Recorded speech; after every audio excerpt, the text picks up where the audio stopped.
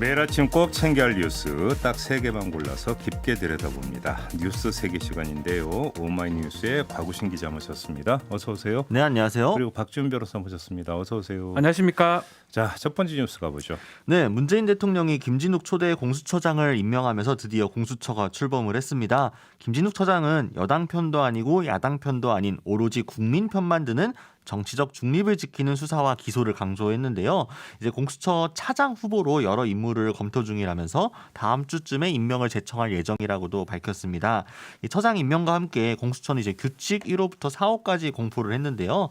하부 조직을 2관, 4부, 7과로 설치를 하고 수사부와 공소부를 따로 둬서 상호 견제할 수 있도록 분리편제한 것이 눈에 띄었습니다. 총 85명 규모고요. 검사 정원은 처장, 차장을 포함해 25명, 공수처 수사관은 40명, 직원 20명이고요. 수사관 정원 중 10명은 검찰로부터 파견을 받습니다.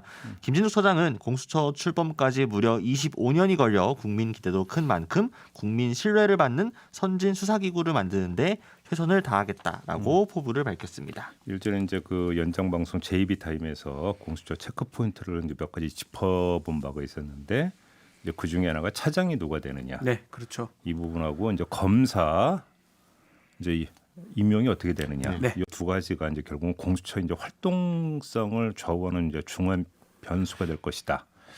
이렇게 봤던 건데요. 뭐 지금 현재로서는 뭐 차장 후보고 뭐 이러면 전혀 안 알 나오군요. 수가 없고요. 그리고 뭐 이제 야당이 좀 문제 삼거나 지적하는 부분 민변 출신들이 장악할 것이다. 뭐 큰일 난다. 근데 이건 좀 오해를 좀 풀 필요가 있어요. 민변이 뭔가 나쁜 조직이나 뭐 우리 지금 현 정권의 그게 스펙트럼이 상당히 넓습니다. 저도 변호사회에 있지만 네. 옆에 민변은 사람이 꽤 많고 상당히 진보적인 인사도 있지만 보수적인 인사도 있고 그 활동 자체가 그 한다 해가지고 이게 무조건 친정부적이라고 이게 보기는 좀 어려운데 언제부턴가는 민변은 뭔가 다 그럴 거라고 이렇게 오해하는 이미지. 네. 그 부분은 조금 좀 오해를 안 했으면 좋겠어요. 참고로 이제 박지훈 변호사는 민변이 아니라 대한 변호사. 아니 저희는 협회. 완전 제일 큰 조직이죠. 대한 변호사 협회 이사입니다. 이사님이시. 그리고 김진욱 우리 지금 초대 공소장은 저희 대한변협에서 후보로 올렸던. 야, 이 얘기 안 했으면 엄청 섭섭했을 거예요.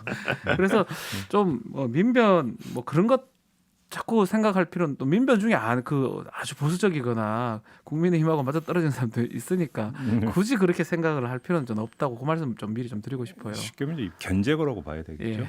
그리고 이제 사실은 눈에 띄는 건 수사부와 공소부를 나눈다. 이게 이제 그 검찰개혁 시즌 2 뭐 이런 이야기가 나와서 나왔던 검찰 조직 개편의 수준이 잠깐 나왔던 이야기인데 그렇죠. 이제 공수처에서는 이제 그거를 바로 이제 출범해서 이제 바로 가져가겠다 이런 이야기가 되는 거죠. 물론 근데 이제 공수처의 이제 기소 권한은 모든 대상에게 기소 권한을 주는 게 아니라 검사, 판사, 경무관급 이상의 그렇죠. 경찰까지 세 직역만 새 가능합니다. 직역에 대해서 기소가 이루어질 경우에만 이제 그 기소권을 행사하는. 그렇죠.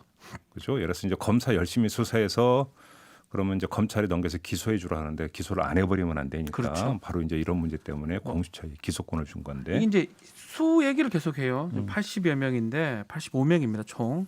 근데 가만 제가 돌이켜 보니까 박영수 특검 인원이 100명이 넘습니다. 그때 최대 특검이긴 한데 예. 통상 특검이 한번 꾸려지면 이 정도 인원 뭐 좀 더 넘거나 적거나거든요. 그래서 뭐 적다면 적고 또 많다면 많은데 저는 크게 우려할 필요는 없을 것 같아요. 7천여 명이 수사 대상이기 때문에 딱 이 정도 규모에서 뭐 필요하다면 좀 더 늘릴 수도 있는 거고 뭐 일부에서는 이 정도 규모로 뭘 수사하겠냐는데 하려면 다 할 수 있습니다. 근데 이제 아무래도 이제 고위 공직자가 이제 대상이 되다 네. 보니까 뭐 이제 잡범 수사듯이 그러니까 뭐냐면 단순하지는 않겠죠. 그렇죠. 그다음에 또 이제 그 고위 공직자 출신은 뭐 이제 뭐 정관 변호사를 산다든지 뭐를 해갖고 이제 적극 방어에 났을 테니까 네.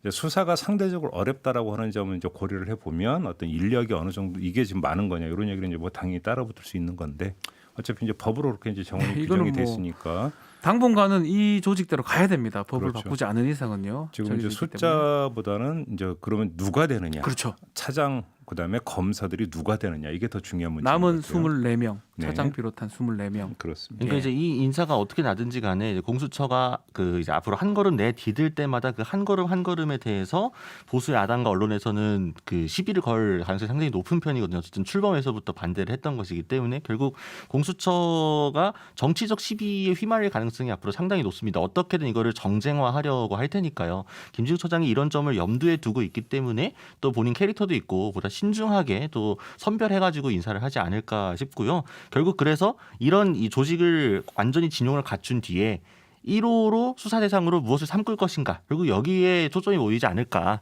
거기서부터 이 리트머스가 나오지 않을까 싶긴 근데 합니다. 저는 그것도 이제 아니 그 상징성이기 때문에 이제 그런 얘기하는 건 충분히 맥락상 이해가 되는데 검사가 25명이잖아요. 네. 근데 뭐 그 처장 차장 뺀다 하더라도 23명이 세 명 되는데 있죠. 23명의 공수처 검사가 한 사건에 다 매달리지는 않을 거 그러지 아니에요. 않아. 그러니까 저는 그러니까 무슨 얘기냐면 그러니까 23명이 수사 대상 1호에 모두 매달려서 여기에만 그 몰두한다. 제가 이 그림은 이 그려지지 얘기 않을 참 거예요. 하고 싶었는데 언론에서 계속 수사 1호 뭐냐 근데 예컨대 부가 있을 거고 검사가 있잖아요. 그러니까 제 말이 내사 1호일지 발표를 1호로 할지 이거 어떤 기준으로 얘기할지 그게 이해가 안 돼요. 그러니까 지금 보면은 이제 4부인데 그 수사부하고 공소부를 나누니까 수사부가 3개가 생긴다는 거죠. 그렇죠. 그러니까 1호 수사가 3개가 진행이 될 수 있는 거죠. 그게 지금 말이 안 되는 게 내사 1호가 맞는지 아니면 정말 정식으로 수사하는 게 1호가 될지 아니면 네. 언론에 발표하는 최소 1호가 될지 이 기준도 없이 그냥 계속 그 1호가 뭐 누가 되니 이 얘기를 왜 하냐. 그래서 청문회 때부터 그게 쟁점이 돼가지고 계속 그러니까요. 공방을 했으니까요. 참. 하여간 뭐 보죠. 제가 볼 때 한 2달 더 걸립니다. 예. 자, 다음 뉴스로 넘어가죠. 네, 순항하던 국민의힘 지지율이 최근 다시 좌초하고 있습니다. 여러 여론조사에서 하락세를 면치 못하고 있는데요. 특히 이번 보궐선거 승리를 자신하던 국민의힘은 이 최근 여론조사에서 일부 조사에서 민주당에 다시 밀리게 되는 등 분위기가 만만치 않습니다. 장제원 의원은 페이스북을 통해서 중앙당이 특히 이제 부산 보궐선거에 대해 무관심을 넘어 손을 놓고 있는 느낌을 준다. 신공항 문제를 비롯해서 중앙당 차원의 어떠한 정책적 지원도 없다라고 불만을 표시했습니다. 네. 동시에 지금 또 경선 후보들이 난립을 하면서 후보 간 흑색 선전을 일삼는 과열 양상도 지금 영향을 주고 있다는 지적이 나오는데요. 어제 김무성 전 의원은 마포 포럼에 참석한 나경원 전 의원에게 네거티브 선거하지 않겠다라고 선언하라고 요구하면서 잠시 두 사람 사이에 실랑이가 일었습니다. 김종인 비대위원장은 지지율 추이에 지금 일희일비할 것 없다라는 입장이지만 부산행 일정을 검토하고 있다는 보도도 나오면서 이번 선거 판세가 또 요동치고 있는 것은 아닌지 주목이 되고 있습니다. 그러니까 여론조사를 가지고 이제 판세를 잡고 이야기하다 보면 그건 되게 이제 그 유동적이고 말이 왔다 갔다 하죠. 네. 왜냐하면 여론조사가 이제 계속 출렁일 수가 그렇죠. 있는 거기 때문에 그렇지 않겠습니까? 그렇죠. 지금도 이제 거의 뭐 그 80일 가깝게 남았잖아요. 네. 보궐선거가 엄청 긴 시간이죠. 너무 많이 남았습니다. 엄청 긴 시간이기 때문에 지금 시점으로 딱 잘라가지고 어디가 이긴다 진다 그다음에 어떻게 될 거다라고 이야기하는 것 자체가 제가 볼 때는 좀 약간 어불상설인 부분이 네. 있어요. 왜냐면 이거는 좀 추이로 봐야 되는 추세인데 추세가 조금 떨어지는 양상이긴 합니다. 최근에 그 발표나 이런 것들 보면 네. 그런 것 때문에 이제 하긴 하는데 뭐 그래도 아직까지는 조금 국민의힘이 뭐 이렇게 심각하다고 생각할 정도는 좀 아니다라고 생각이 듭니다. 네. 좀 다 잡으려고 하는 그런 모양새가 아닌가. 뭐 부산 같은 경우 자신감이 있는데 그걸 만약에 너무 자만하다가 큰일 날 수 있으니까 그런 의미로 저는 보이기도 하고요. 시간이 꽤 많이 남았습니다. 지금 이거 좀 뭐 여론조사 이걸로 뭐 결정 날 것 하나도 없고 그렇죠. 예. 근데 양당이 이제- 열심히 예. 해야 되겠죠. 근데 이제 그 특히 여론조사 같은 경우에는 여론조사를 하는 동안 진행하는 기간이 어떤지에 따라서 좀 이제 전반적인 추이가 나오기도 하고 특정하게 이렇게 좀 튀는 모양새가 이렇게 확 잡히기도 하고 그때그때 다른데요. 그러니까 아무래도 부산에서 특히나 국민의힘이 승리를 워낙 자신했고 지지율도 좋은 분위기라고 생각이 되어서 사실 지도부도 부산보다는 서울에 좀 방점을 찍고 부산은 무조건 국민의힘이 가져오고 서울이 백중세다. 서울을 어떻게 할 것인가에 좀 이 결과가 달라지는 것처럼 그림이 그려졌었거든요. 근데 이제 최근에 부산에서 지지율이 다시 뒤집혔네, 민주당이 앞서가네 이런 게 좀 보이고 특히나 후보군 같은 경우에도 민주당은 일찍이 지금 김영춘 한 명으로 모여서 지금 쭉 가는 모양새인 반면에 부산은 어제 경선 마감이 됐는데 후보가 9명이 등록을 했거든요. 이런 식으로 지금 또 네거티브 일삼고 하다 보니까 부산은 결국 자중질환에 빠져서 국민의힘이 다시 또 지는 거 아니냐 이런 불안감이 나오고 있는 거죠.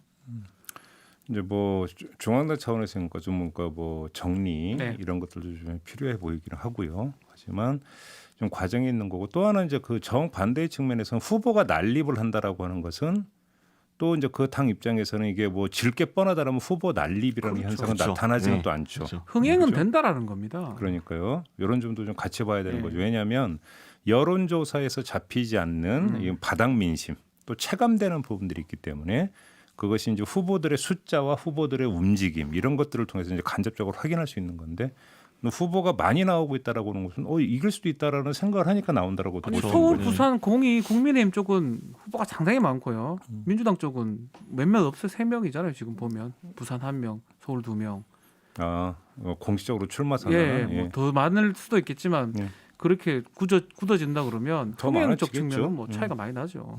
그러니까 이제 국민의힘 쪽에서 계속 경고음이 나오는 것이 지금 지지율이 좀 이렇게 왔다 갔다 하면서 했던 거는 국민의힘 지지율이 좀 좋았던 거는 국민의힘 자체가 스스로 뭔가 엄청난 보수 혁신이나 뭐 중도층의 마음을 잡거나 이게 좀 달라졌다 이런 모습을 보였다라기보다는 뭐 없지는 않겠습니다만 민주당에 대한 기대가 좀 못 미쳐서 돌아선 반사익적인 부분이 많기 때문에 결국 이 지지율 자체가 언제든지 다시 꺼질 수 있는 거라는 거거든요. 근데 지금 일부 국민의힘 내부에서는 샴페인을 벌써부터 터뜨리고 있는 거 아니냐 이런 지적들이 나오기 때문에 이런 거에 또 지도부가 또 부산까지 가려고 하는 보도가 나오는 게 아닌가 싶습니다. 그다음에 이제 또 이제 지역 가서 이야기를 들어보면 그러니까 전국적 관점에서 지역 선거를 바라보면 사실은 핀트가 안 맞는 부분들이 종종 발생을 네. 해요. 그래서 총선같이 전국 동시 선거가 치러지면 이른바 바람이라는 게 있기 때문에 전체 판 속에서 이제 지역을 어떤 종속시켜 놓고 이제 판세를 분석하는 부분들이 성립이 되지만 이렇게 보궐선거가 하나만 딱 돼가지고 되는 경우에는 사실은 전국적 논리보다는 지역의 논리가 많이 작동을 없어요. 하는 네, 바람이 없어요. 이런 부분이 많은데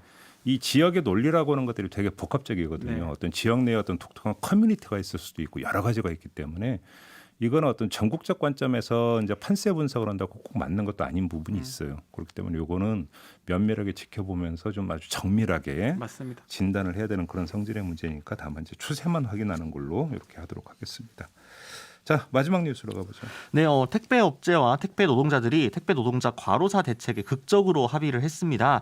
총파업 위기를 넘긴 건데요. 이제 설날 전 물류 대란 위기도 피하게 됐습니다. 택배 노조는 이제 기자회견을 열고 파업 철회를 선언했는데요.